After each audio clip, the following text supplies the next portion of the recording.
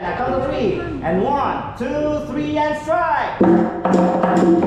Sayaw! Very good, sayaw! Alright. Very good.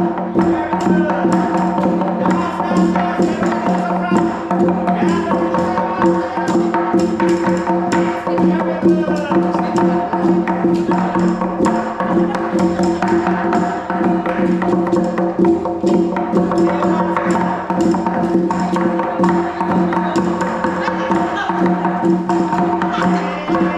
$80 million to the Americans. The American had arrived in the place in the Philippines, no? To sustain sovereignty of the place, they spread out different places all over the Philippines. Particularly, the Japanese, they're the ones who constructed the Cannon Road in Baguio.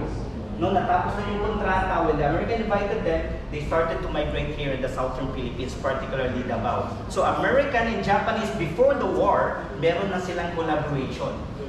The boss of the Japanese was the American.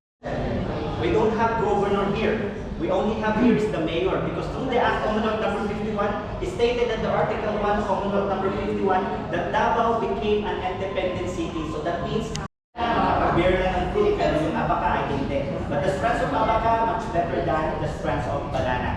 So the strongest fiber in the world. The more na mababasa, the more siyang tumitibay. The more it gets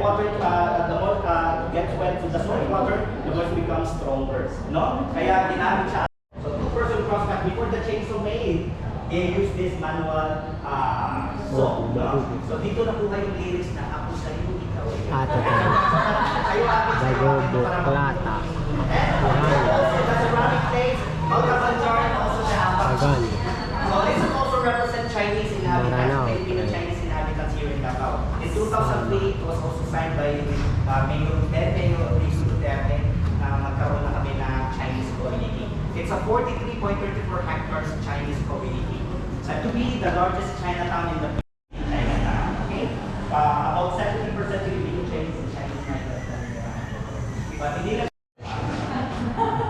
Yes, dahil pa bumili kayo ng power lock. Bibuyan. Hawak ka lang daw dito at sayaw ka. No? Okay, so anyway, bigyan ka niya ng anak, 12 kung gusto mo diretsyo. Okay, so project blocks. Anyway, it's just a mythology. 6, ito po ay gawa po ni Victorio Idades, isang Davaoenyo na nakilala sa National Artist of Visual Arts. The face behind this painting is si Rosa Santos Munda, the then president of the Philippine Women's College of the Philippines. 6 ha, kundi 16 na varieties ng durian na pwede nyo matikman dito sa Davao. And look, durian has 3 levels of varieties. Mayabang na po kami. Meron po kaming libreng 911 emergency response. Free of charge 911 emergency response unit. And it was started in 2002. Just a home of the Muslim people because we have 3 identities of people living here in the city. These geometrical design colors and patterns represent native from the indigenous cultural community, the mountain dwellers people. These curvilinear patterns and colors represent Muslim from the Islamized cultural communities, the coastal dweller people, the lowlander people, and we have also the Christian who adopt Christian belief and practices. Nowadays, we have at least 80% of Christians settled here, 5% of native, and 15% of Muslim. But it's not a hindrance here as the Davaoenyo inhabitants because this painting shows the multicultural identity in the city in particular and in general in Mindanao.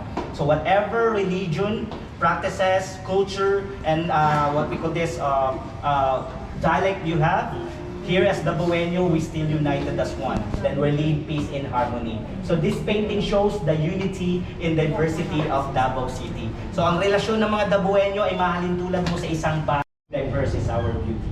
Okay? And that would be all for today. Thank you very much for visiting the Davaoenyo.